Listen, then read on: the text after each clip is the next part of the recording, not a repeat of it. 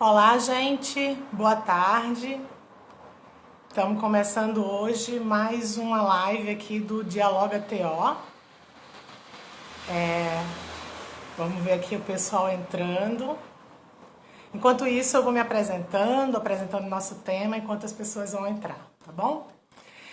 Para quem não me conhece, eu sou Ana Carolina, eu sou professora do curso de Terapia Ocupacional do IFRJ, do Instituto Federal do Rio de Janeiro, mais conhecida como Carol Zona.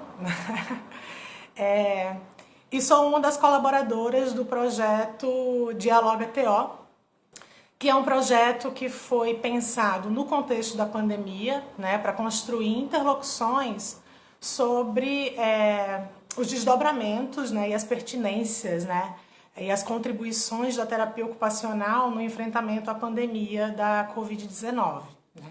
Então, é um projeto em que a gente tem construído debates, disseminado conhecimentos, fazendo um movimento de produção de conhecimento para oferecer algumas possibilidades de resposta nesse contexto de excepcionalidade que a gente está vivendo. Né? Do tema de hoje, do Dialoga TO, a gente tem uma convidada muito especial. Né? O tema hoje são as terapias ocupacionais do Sul para pensar a pandemia no contexto, a pandemia da Covid-19 no contexto, no contexto brasileiro. Né? E para a conversa de hoje, a gente tem uma convidada, que é a terapeuta ocupacional Carla Regina Silva. Eu vou para minha colinha aqui para apresentar, mas aí ela vai se apresentar melhor. Ela é terapeuta ocupacional, mestre e doutora em educação, professora do Departamento de Terapia Ocupacional da Universidade Federal de São Carlos, da UFSCar. Né? Professora, é também integrante do programa de pós-graduação da UFSCar, né? Pós-graduação em terapia ocupacional. Líder do grupo de pesquisa Atividades Humanas e Terapia Ocupacional. Trabalha com o tema da cultura, demandas sociais e cidadania numa perspectiva decolonial para as terapias ocupacionais.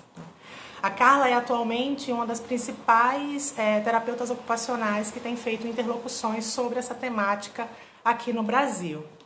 Então eu vou convidá-la aqui.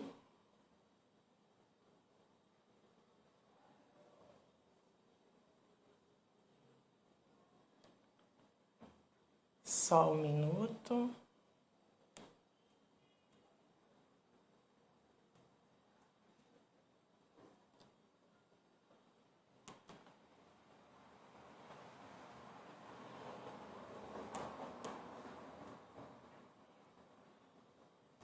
Eu não tô achando a Carla aqui.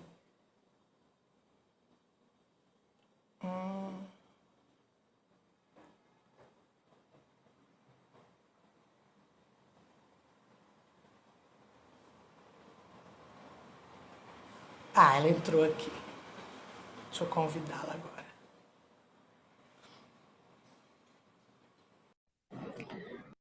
Vamos ver, esperar ela aceitar aqui.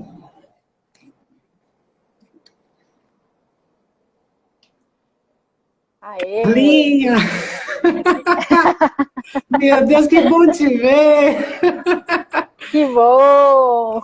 Minha querida, eu queria te agradecer muito por você ter aceitado esse convite. Foi muito generoso da sua parte poder estar aqui conversando com a gente sobre essa temática que hoje a gente vai aprender muito. Você me ouve Nossa, eu bem? que Como é que tá? agradeço. Como é que tá a conexão? Você Tá tá me ouvindo ótimo, bem? Tá bom? super bem. Aham. Aqui também, tá ótimo. Linda como sempre.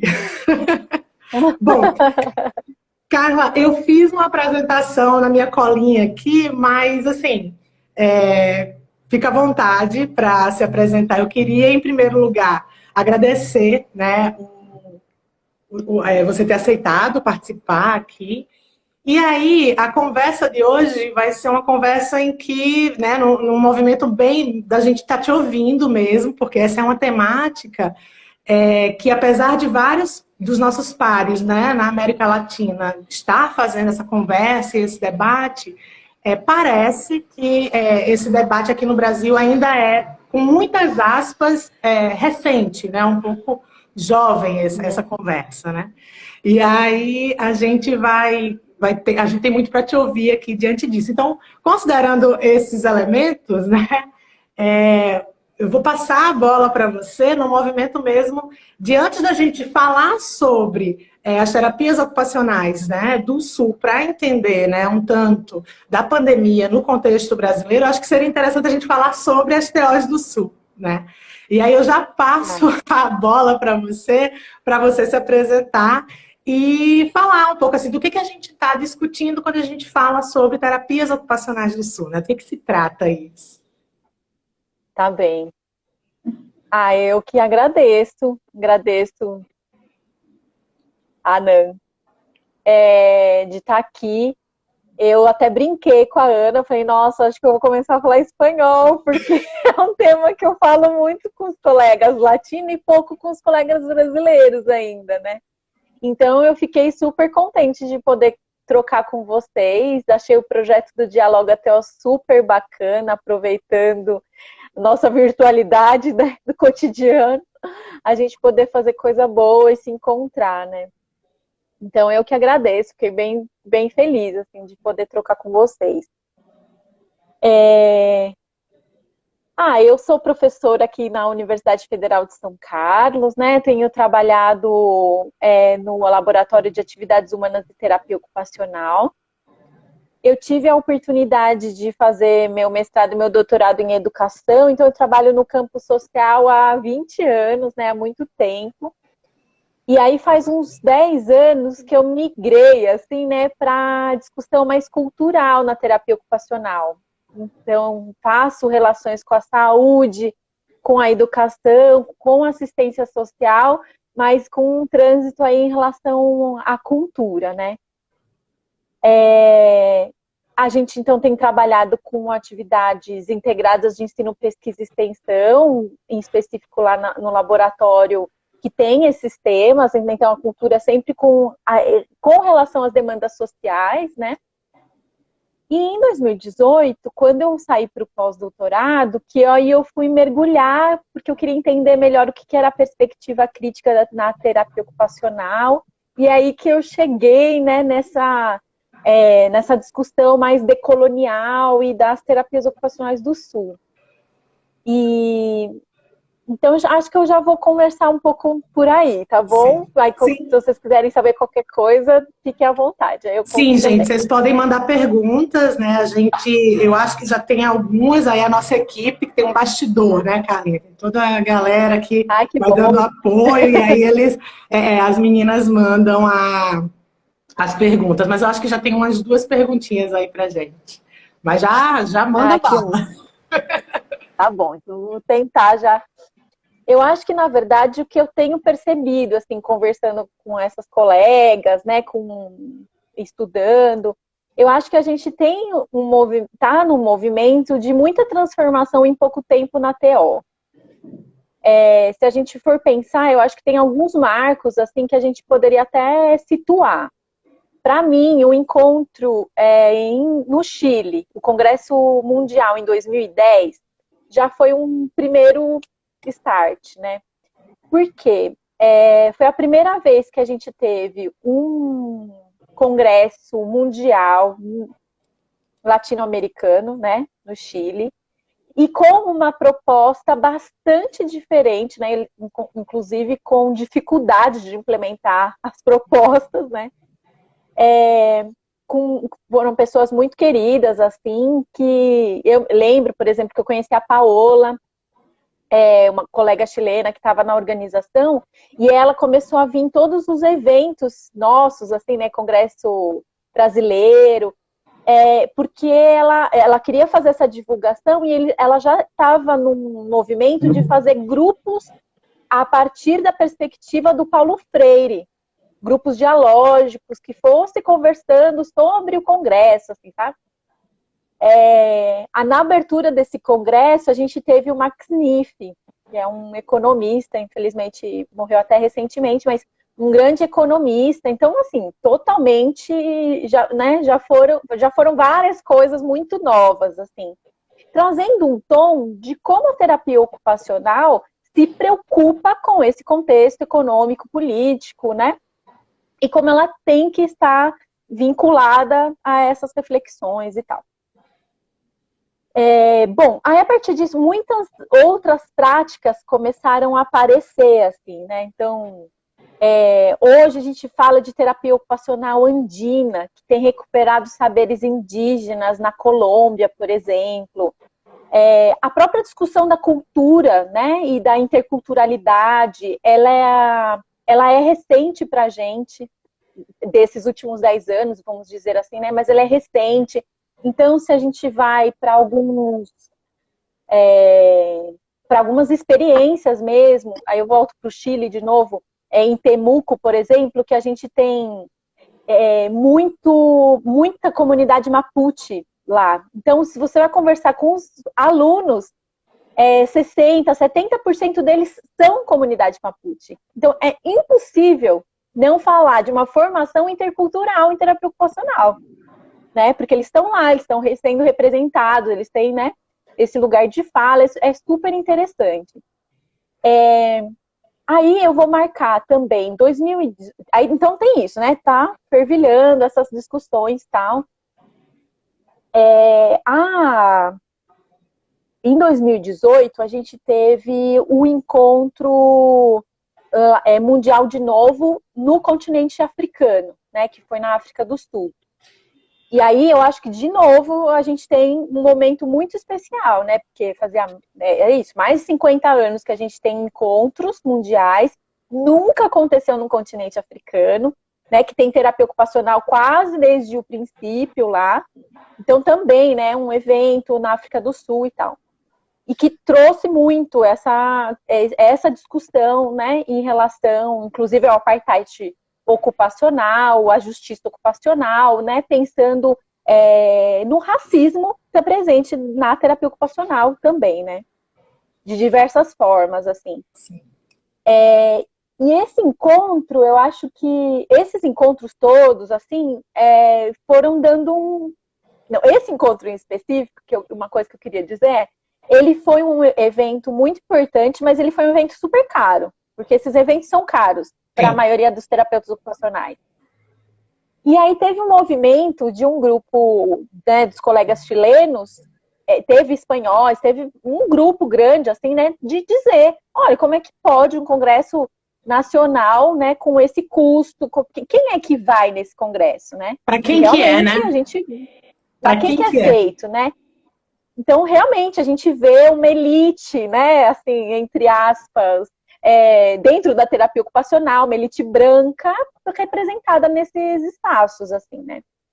E aí, esse grupo chileno começou a fazer esses questionamentos e falou, não, nós vamos fazer um encontro aqui.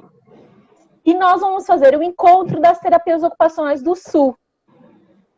Então, em 2018, assim, acho que 2 meses depois do Congresso Mundial, aí nesse eu fui, inclusive, em Santiago, a gente esteve, então, nessa discussão sobre as epistemologias do Sul para a terapia ocupacional, e aí essa discussão sobre as TEOs do Sul.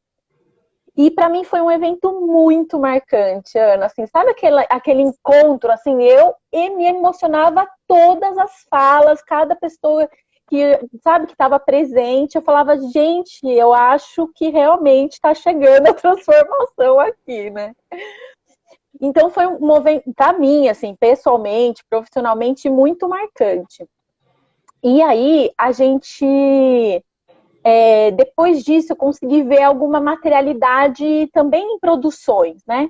Tinha o livro de Terapias Ocupacionais do Sul, que a gente já estava há 5 anos construindo ele e tal, mas eu acho que no livro Terapias Ocupacionais do Sul, apesar de ter este nome, ainda não está presente as reflexões atuais sobre o que estamos falando de terapias ocupacionais do Sul, tá? Então, acho que aí que a gente começa a dar mais forma e falar, né, que referencial é esse, o que a gente tem em comum, do que realmente a gente está falando. Mesmo porque, né, tem uma coisa interessante, né, que é importante ressaltar, que pode até parecer óbvia, mas eu acho que não é, que é o plural, né? A gente está falando de terapias ocupacionais, né? Porque de uma forma, eu não sei se hegemônica ou genérica, não tenho ainda clareza de como localizar, Mas quando terapeutas ocupacionais falam da terapia ocupacional, se fala dessa terapia, a terapia ocupacional olha para o cotidiano, para as ocupações e para as atividades. Mas que cotidiano, que atividades, que ocupações, né? De que lugar essa terapia ocupacional olha, né? O que ela olha? Qual é a lente que ela usa? Então, é muito patente a gente pensar nesse plural. Acho que esse plural é importante para poder a gente sair desse lugar naturalizado de uma terapia ocupacional, né? De um cotidiano, de uma atividade humana. Então, acho que isso me parece uma chave fundamental aí. Perfeito, Ana, porque tem este lugar também de que tem muitas terapeutas ocupacionais, até uma coisa que eu converso às vezes com as alunas, até da pós-graduação, que tem mais prática, campo, tempo de trabalho, mas a gente pode, com as profissionais em geral, assim, né, que tem esse lugar, às vezes, da existência de ser terapeuta ocupacional, do não lugar. Então, não importa muito nem o campo, nem a população que eu esteja trabalhando, parece que aquilo que eu faço não é exatamente terapia ocupacional. E isso eu vejo em todos os campos. Assim, quem é da reabilitação mais tradicional fala isso, e quem é daqueles campos que fala, nossa, né? O meu mesmo, né? Nossa, cultura, o que você está falando, né? Então, parece que tem um jeito, uma terapia ocupacional que a gente nunca alcança, né? Porque se é generalizado, né, esse sentimento de que eu não estou fazendo a terapia ocupacional, alguma coisa tem de errado, né? E as terapias ocupacionais do Sul, realmente é um posicionamento político plural, né? No sentido de que existe um campo de saber, de produzir práticas da terapia ocupacional, sim, que são possíveis a existência de terapias ocupacionais plurais, porque elas existem, porque elas já estão sendo exercitadas na pluralidade. Então, é considerar essa existência que já, né, não é assim, vamos criar terapias, não, elas já estão aí, já acontece, né? Então, tem esse lugar que é, sim, de posicionamento e versus uma ideia de que, para ser uma profissão, precisa ter uma identidade única. Porque isso também vem de uma epistemologia hegemônica de que eu preciso criar um idêntico àquela prática que o outro faz. Só que se a gente for olhar realmente a terapia ocupacional que a gente produz no Brasil, na América Latina, e acho que em muitos outros lugares, quando eu estou falando do Sul, eu vou falar um pouquinho do Boaventura também, a gente não está falando só do hemisfério sul, a gente está falando de um sul global, né? Mas quando a gente percebe essas práticas que a gente, né, conhece, se acostuma, se forma com elas e tudo, a gente está falando de terapias ocupacionais muito implicadas, engajadas, contextualizadas. Então, como seria possível a gente fazer uma terapia ocupacional nesse sentido, se a gente também tem como cerne estar conectado com este outro, que é sempre um outro coletivo, né? Que é tão plural, que é tão diverso.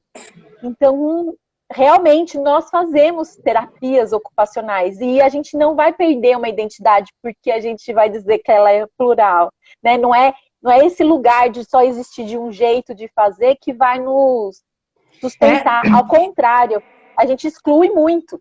E há de se haver, exatamente isso que eu ia falar agora, né? Há de se haver esse entendimento, né? Ele é imperativo, justamente para a gente não perder a potência daquilo que a gente constrói. A gente fica ansiando tanto esse movimento, né, de unificação, de transformar em um para poder dizer que a gente perde o tantão que já é, né? Eu sei que tá parecendo, eu fico falando isso, tá parecendo conversa de doidão, né? Mas não, vamos parar para pensar, né? Que unificar é perder exatamente as singularidades. E aí eu acho que seria interessante falar desse conceito de sul, né? Eu acho que ele é fundamental, né?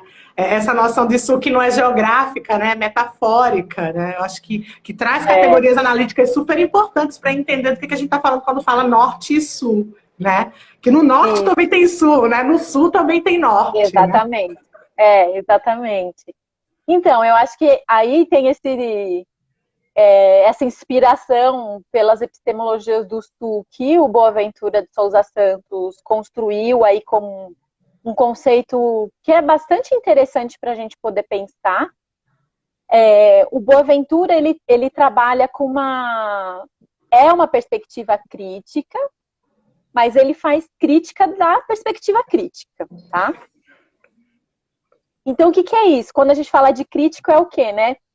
A gente está fazendo a crítica à modernidade, porque é na modernidade que se produziu esse modus de vida em que nós estamos metidos, que produz essa exclusão e essa desigualdade tamanha no mundo. E aí ele tem essas chaves de leitura, que é pensar em emancipação e regulação para um grupo versus outros grupos que não acessam esses qualificadores da modernidade, digamos assim. Né? Então, para esses outros grupos sobra a violência e a barbárie. Aí que ele vai usar o conceito de linha abissal, o espanhol linha abismal, que é a separação entre quem é que tem o direito, né, quem é que consegue estar nessa organização da regulação. A regulação é a dimensão do Estado, do mercado e da comunidade. E da emancipação, que está pautada nos direitos, né, na racionalidade dos direitos, na racionalidade da ciência, na racionalidade das artes. Então, quem é que tem condição de estar nesse tipo de sociedade da modernidade e para outros que isso não vai chegar. Então, quando ele fala do sul e do norte, ele está dizendo ele até fala, né, é uma metáfora da violência e do sofrimento dos efeitos do capitalismo e do colonialismo a nível global. Então, eu estou colocando que o Sul é um Sul global como uma metáfora do sofrimento, porque esse esquema, né, que ele pensa, as pessoas que vão sofrer mais desigualdade, grupos, né, que vão sofrer mais desigualdade e exclusão dos grandes poderes hegemônicos que alimentam esse processo de modernidade, que é o capitalismo, e aí eu já digo, né, o capitalismo neoliberal, que ele tem sobrenome. Sim. O patriarcado, e aí ele também tem sobrenome, porque é o hétero cis patriarcado. Exato. E o colonialismo, que aí eu também estou no processo de colonização étnico-racial, mas também de poderes, do ser, do saber e do poder. Sim. Então, não sei se ficou claro, mas essa relação de criar... Pessoas que estão assistindo, se não, mandem as dúvidas. Contem. Mas, assim, acho que você se faz bem clara aí. Carla, e aí... Eu estou te interrompendo, porque teve uma hora que travou aqui, aí eu não sei se eu estou te interrompendo, tá tudo certo? Não, eu só queria falar, então, que nessa lógica, a gente tem, então, esse mecanismo, essa episteme, digamos assim, que é do norte, porque é essa epistemologia que sustenta as formas de pensar e produzir do norte, então, que aí rege todo esse mecanismo, e por isso a gente precisaria das epistemologias do sul, para minimizar e combater os efeitos que existem de todo esse processo, né? Então, só para justificar aí por que epistemologias do Sul. Ele fala, então, porque existem as do Norte, porque se não existisse, ou o dia que não existir, não tem problema, não precisa ter as do Sul. Ótimo, maravilha, né? E aí o que eu acho bacana, né, lendo, né, alguns materiais, é essa localização também de que no Norte existe Sul, né? E no sul existe norte, inclusive, muitas vezes nós, terapeutas ocupacionais, ocupamos esse lugar do norte, né? Ao tentar fazer caber, né, aquilo que é justamente vítima, não sei se essa é uma palavra adequada, mas é isso, né? Quando você vai intervir, quando você trabalha junto a coletivos, a sujeitos, né? Que vivenciam as violências, né, do patriarcado, do colonialismo, do capitalismo. Utilizando a lógica do norte, né, usando uma lente, né, entendendo que você maneja, que você intervém, né, com as lentes do norte, você acaba sendo também norte, né, reproduzindo, numa certa medida, essa violência. Exatamente. Né? Acho que esse é um elemento importante. E aí, como pessoa que não tem um estudo ainda aprofundado sobre essa temática, acho que essa conversa aqui está sendo super importante para mim, e eu acho que para muitas pessoas que estão assistindo a gente, que vão poder acessar esse vídeo depois, eu queria te fazer uma pergunta que talvez seja um pouco reducionista, e aí você vai perdoar a colega, mas aí eu estava pensando aqui, né? Eu tinha apontado, né, quando eu passei a bola para você, eu tinha colocado as TOs do Sul como proposições críticas para pensar a TO, justamente porque eu estava sem saber que nome que eu dava. E aí eu não sei se dar nome também é interessante, aí pode dizer que não é também. Mas eu acho que é uma pergunta pertinente, que é assim, como que a gente pode localizar, né? Como que as teorias do Sul se reconhecem, né? Assim, a gente fala que é uma perspectiva, a gente fala que é um novo paradigma, que é uma proposição teórico-metodológica, assim, como que a gente pode, ou não é aconselhado fazer essa localização? E aí já emendo outra pergunta, quais são os autores que a gente poderia acessar? Porque são pouquíssimas as produções em português, né? Estava pesquisando para ler, tem bem pouquinho. O que não é um problema, estamos falando de América Latina, somos o único país que fala português, então, do ponto de vista de disseminação e de acesso, ser em espanhol faz muito mais sentido, né? Mas considerando isso, por a gente não acessar muitos autores, né, não ter o hábito de acessar muitos autores do idioma em espanhol, que autores que a gente poderia acessar para aprofundar as leituras sobre esse tema? Tá.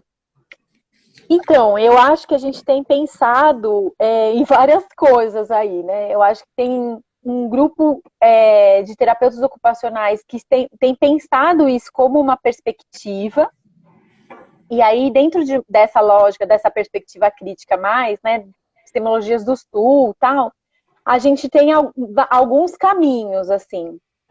Então, vou juntar um pouco as respostas aqui também. Então, eu acho que o Boaventura, ele ajuda, né, nessa discussão das epistemologias do Sul e tal.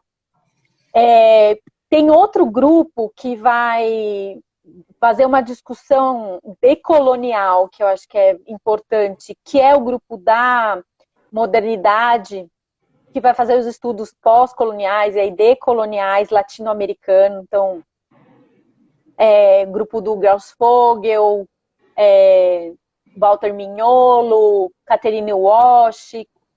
Então, é um grupo, isso, assim, latino-americano que tem discutido isso. O Boaventura, ele faz parte deste grupo, mas eles têm algumas coisas que juntam e tem outras coisas que não juntam, né? Por exemplo, essa discussão que o Boaventura faz da sociedade,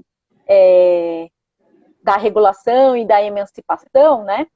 Tem um grupo aí mais decolonial latino-americano que vai fazer uma discussão de que essa modernidade, essa civilidade não está em crise. Não existe sequer a regulação e a emancipação, tal como nas palavras do Boaventura, assim, que nós, né, do jeito que se criou para existir emancipação, também é um modelo caótico em crise, onde necessariamente, né, produz um não direito para e se pautou também pela colonização, pela manutenção da colonização, porque a gente não fala mais daquela colonização que eu preciso vir, né, e ocupar, e armas e tudo mais.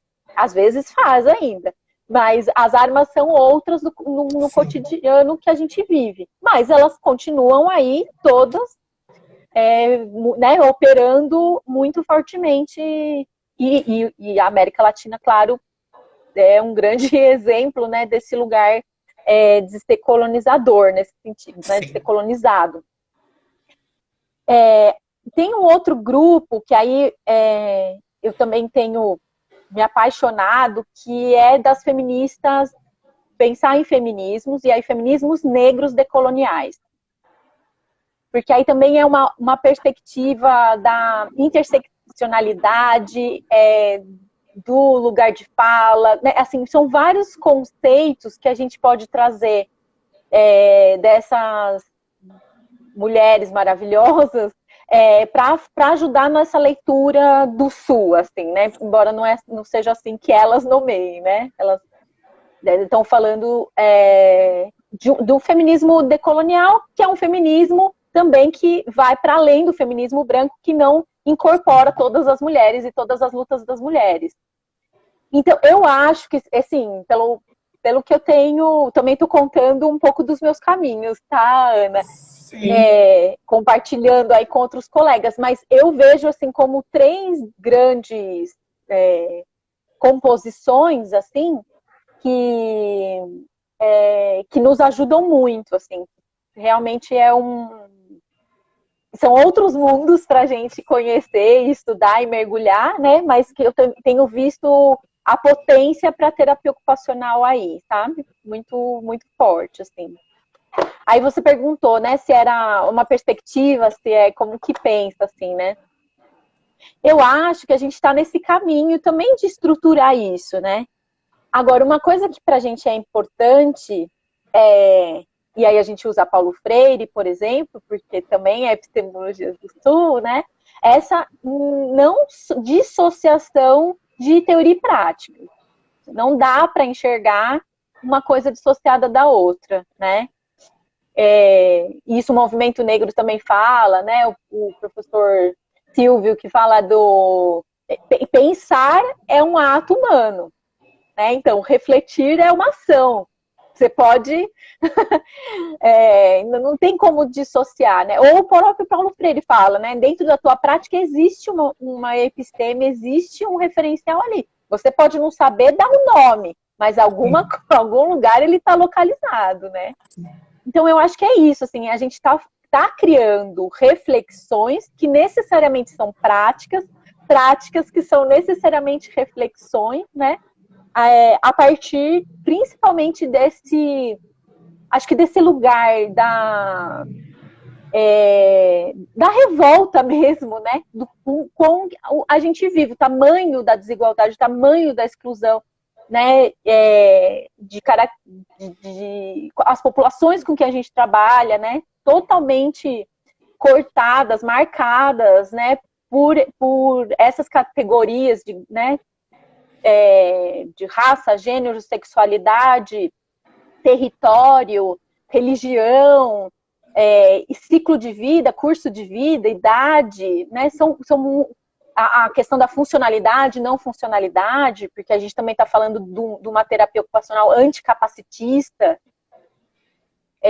Então, né, são muitos marcadores sociais aí que realmente é de uma indignação, né? Então, vem para o enfrentamento disso, assim.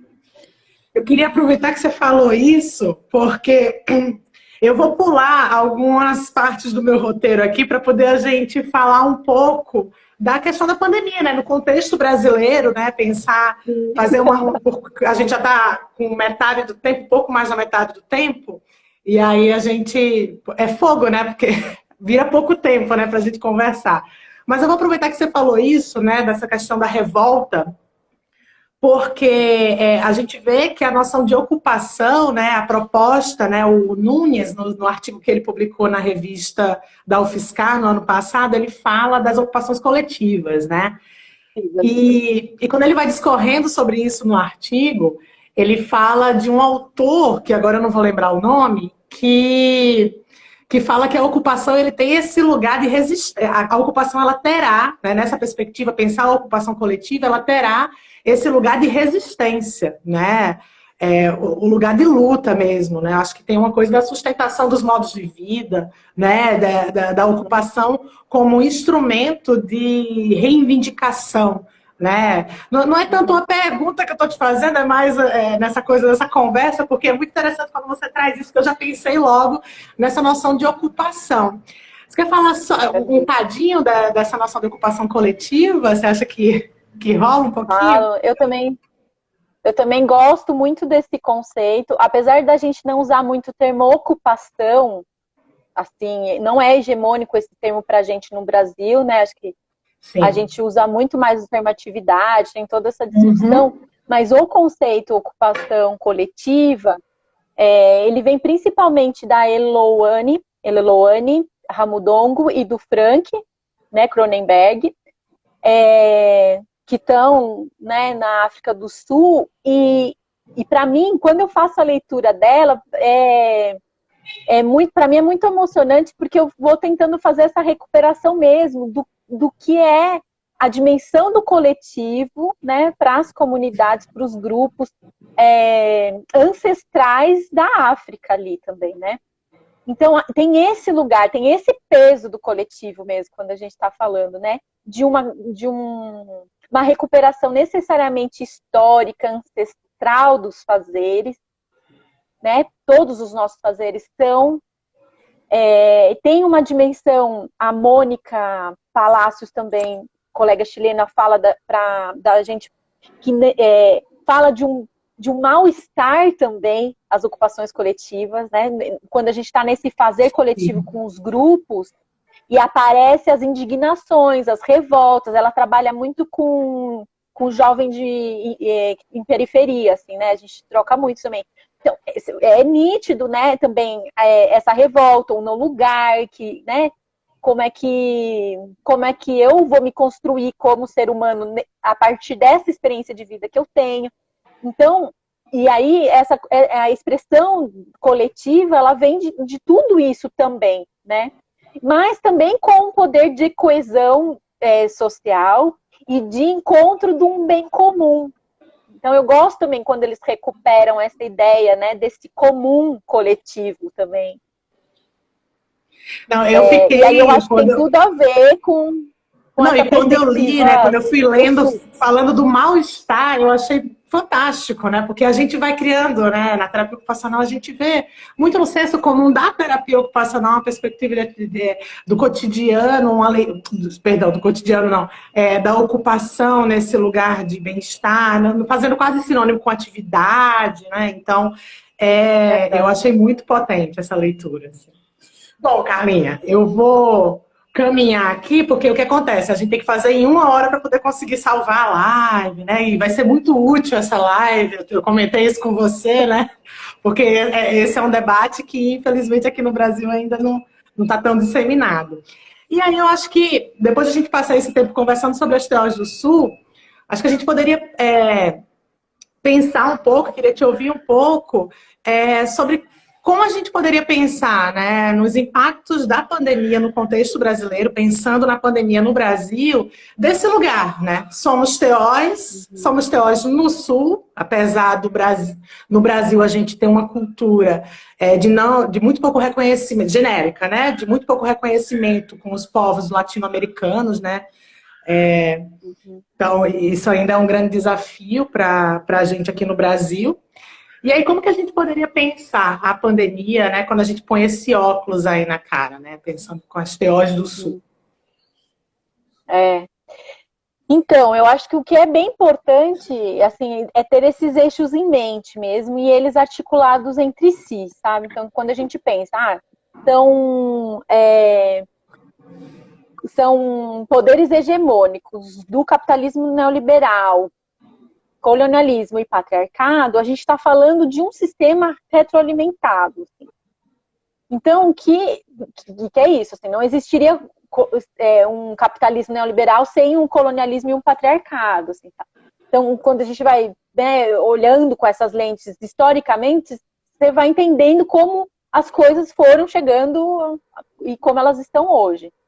Então, acho que é essa leitura, assim, né? Como é que a gente olha para a pandemia, entendendo todas essas dimensões do problema, do ponto de vista econômico, político, né, desse lugar que estamos vivendo hoje, junto com também olhar determinados grupos com suas características, né? Então, não é à toa que quando a gente está falando de pessoas negras, mais morreram, né, adoeceram e morreram muito mais do que as pessoas brancas. Né? Então, quando a gente está falando dos indígenas, os indígenas que conseguem criar, tem os dados, né, assim, de ter infecções 5 vezes maior do que uma pessoa branca. Né? Então, que elementos, que dimensões são essas? Né? Então, a gente vai juntando essas dimensões para poder dizer. Então, claro que tem a ver com o processo histórico, né, de genocídio, e de não reconhecimento, né, desse lugar, da importância dessa pluralidade, dessa diversidade cultural no Brasil. Então, a gente, né, com os mitos da democracia racial, com os mitos de que no Brasil não tem racismo, e nisso a população negra morrendo, né, desde sempre. Então, são elas que estão ocupando maior número de lugares mais periféricos, que vão ter menos assistência às políticas públicas, né? E aí, esse monte de dados que a gente vai fazendo, atravessando isso, né? A gente tem, eu acho que são 3 vezes mais pessoas negras morrendo por um diagnóstico sabe aquelas doenças não identificadas? O que significa isso, assim, né? Que além de ser o diagnóstico, ainda tem o diagnóstico que não se identifica o que a pessoa tem. Só que quando a pessoa é negra, é pior ainda, né, esse diagnóstico que quer dizer, tem aí essa rede toda, né, de um diagnóstico mal feito, de um serviço mal atendido, ao subfinanciamento do serviço, do SUS, que vai para uma política que a gente tem vivido muito, para mim, muito claramente, da necropolítica, né? Sim. Então, analisar a pandemia, para mim, se a gente for olhar, né, puramente, é uma pandemia de um vírus que chega e faz a gente ficar... É muito simplista, né? É muito simplista. Então, necessariamente a gente precisa olhar e fazer esses cortes, essas análises que identificam mesmo, né? Quem é que vai mais sofrer com isso? Se vai sofrer mais com isso, tem a ver com o histórico, né, construído, tem a ver com a política atual também, né, que escolhe fazer, isso é um posicionamento político também, como o silenciamento dessa população também é uma escolha política, né? Então, política da política e política nossa enquanto fazemos política, né? Exato, porque tem uma questão tem uma questão que é de projeto de governo, né, que é de genocídio, né, da população indígena, da população preta, da população pobre. Mas também existe um projeto societário, né? A gente também não pode fazer uma leitura, um recorte do recorte, né? Existe um projeto de sociedade em que a gente faz parte desse recorte, desse projeto, que essas vidas que são morríveis, né? Que inclusive é melhor que morram, né? Então, o que eu acho fundamental para pensar essas questões não pensar por exemplo, pensar o racismo, pensar a divisão de classe, pensar o patriarcado, pensar o colonialismo, e aí o que eu vejo como problemático é que muitas vezes as pessoas elas olham para isso como um elemento, isso aí é um elemento que influencia. Eu acho que a gente precisa fazer um deslocamento para entender isso como determinante, né? É isso que coloca a gente nesse lugar, né? As populações nesse lugar de vulnerabilidade. Não são elementos que vão influenciar de fora, né? São pontos, são categorias que determinam quem vai morrer. Né? É um projeto de sociedade. Não é o corona, né? Não é a Covid-19. Né? Está sendo só um catalisador de um projeto, né? Exatamente, que aí a gente fala, nossa, corona é muito democrático, né? Corona até pode ser democrático, agora, nós não somos. Nós vivemos numa sociedade nada democrática, né? A gente sabe quem vai morrer mais.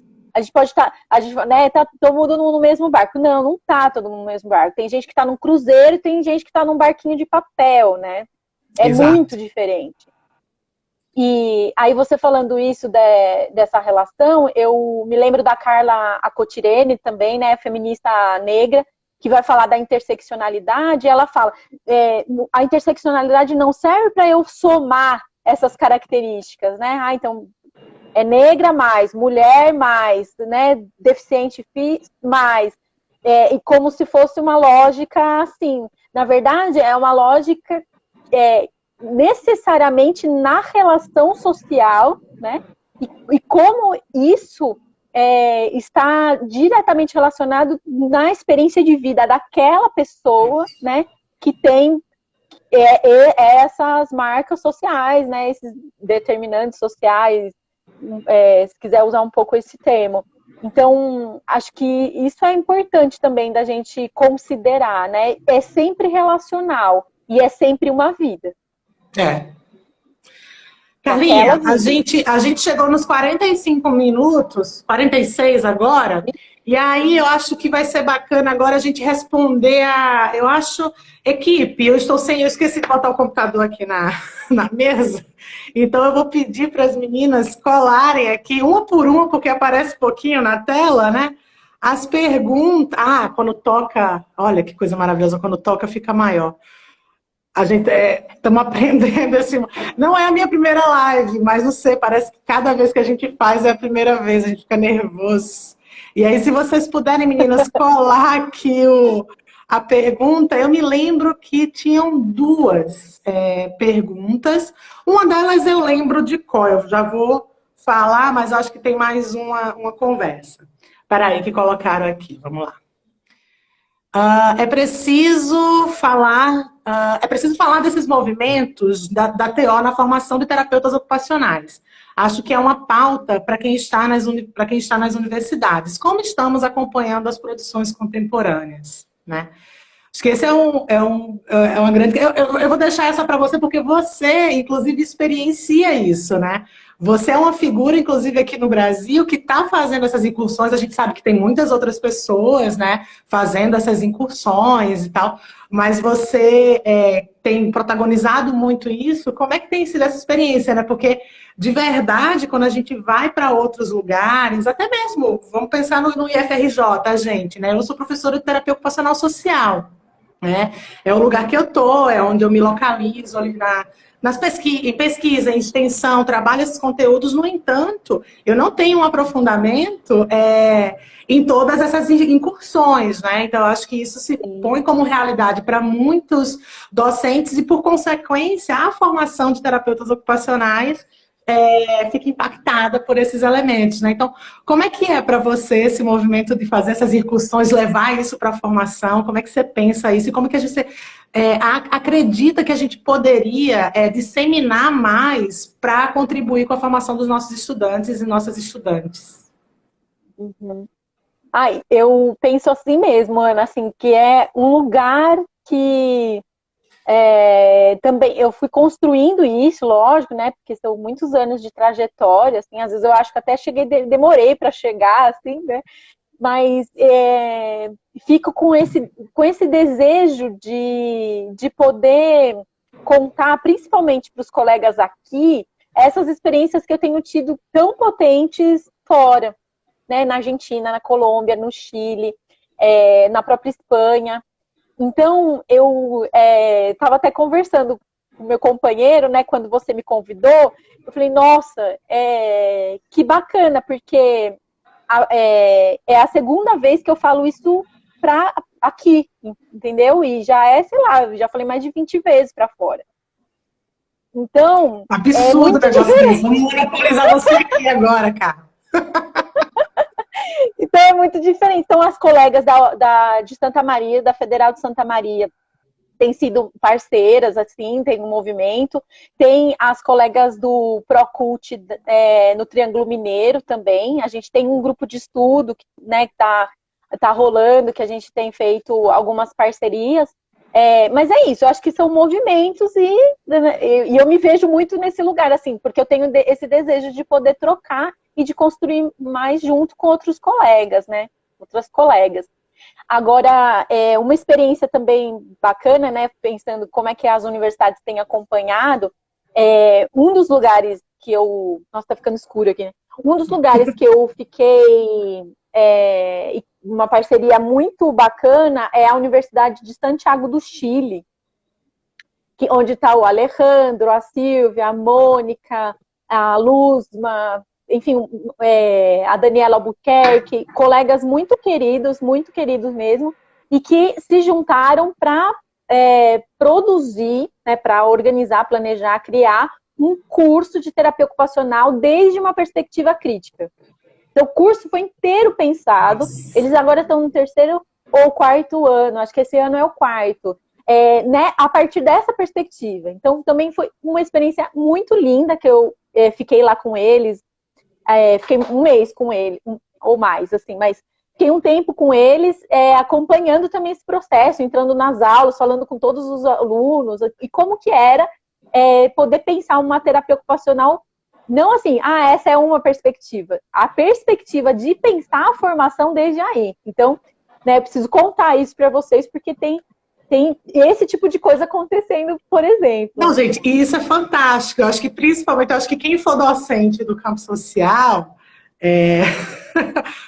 sabe o desafio que fazer algumas discussões, né, que fica parecendo tão distante, né? Eu fico vendo nos olhos das minhas alunas, dos meus alunos, uma distância, assim, tipo, uma dificuldade de compreender, porque é isso, né? É algo que fala de outro lugar, que na formação hegemônica, e aí parece que eu estou falando de uma coisa que já está ultrapassada, mas não está, né? Na formação hegemônica a gente ainda tem uma formação que parece que bebe muito mais do norte do que do sul, né?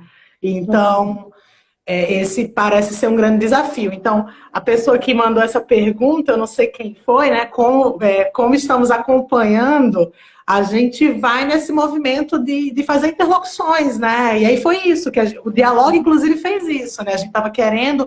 Existe um movimento do Dialoga de fazer também algumas discussões das bases da TO, né? Uma das colaboradoras do projeto é a professora Naila, ela é professora de fundamentos da TO, né?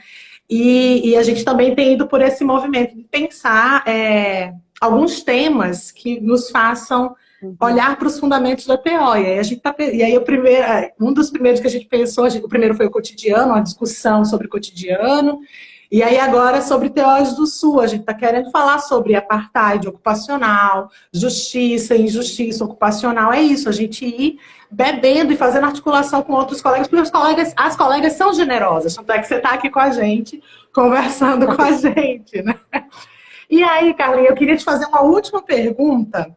A gente tem pouquinho tempo, a gente tem mais... Passa muito rápido, né? A gente só tem 5 minutinhos. E aí, a outra pergunta é... Cadê? Deixa eu ver se alguém coloca aqui. Eu acho que eu lembro a pergunta, para não esperar aqui. A pergunta, eu acho que era assim... Você localiza convergências e ou divergências entre as terapias ocupacionais do Sul? Aqui, ó. Em que pontos... aqui, vamos lá. Em que pontos as terapias ocupacionais do Sul convergem ou divergem da terapia ocupacional social brasileira? Porque não parece que é um sinônimo, né? A gente não está falando de sinônimo. TO do Sul é a mesma coisa que TO social, que a gente debate aqui no Brasil, né? Então, queria que você falasse um cadinho sobre isso com a gente. Tá. Então, eu acho que assim, essa ideia das perspectivas são reflexões que independem de um campo. Acho que isso é bem importante, assim. Então, quando eu estou falando lá da formação na Universidade de Santiago do Chile, não é que vão sair tudo terapeuta ocupacional, lá vai sair especialistas em órtese e prótese desde uma perspectiva crítica, entende?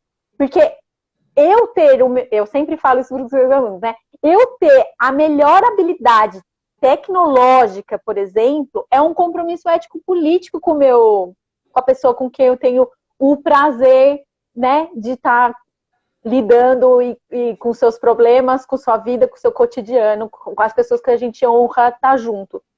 pessoas e coletivos. Então, é uma forma de poder olhar, né? Aí, o que eu acho? Então, independe de que campo que você esteja, né? Você pode estar no hospitalar e fazer um trabalho crítico. A Sandra Galego, por exemplo, né? Né? Tem feito esse trabalho lindamente. Então, é realmente uma forma de poder pensar a terapia ocupacional, né? E mundo, né? E relacionar o seu trabalho também com o seu lugar no mundo, qual é a sua função, né?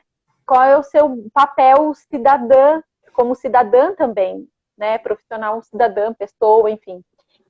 Aí outra coisa que eu queria dizer em relação a isso é que a terapia ocupacional social, ela não existe dessa forma fora do Brasil, né?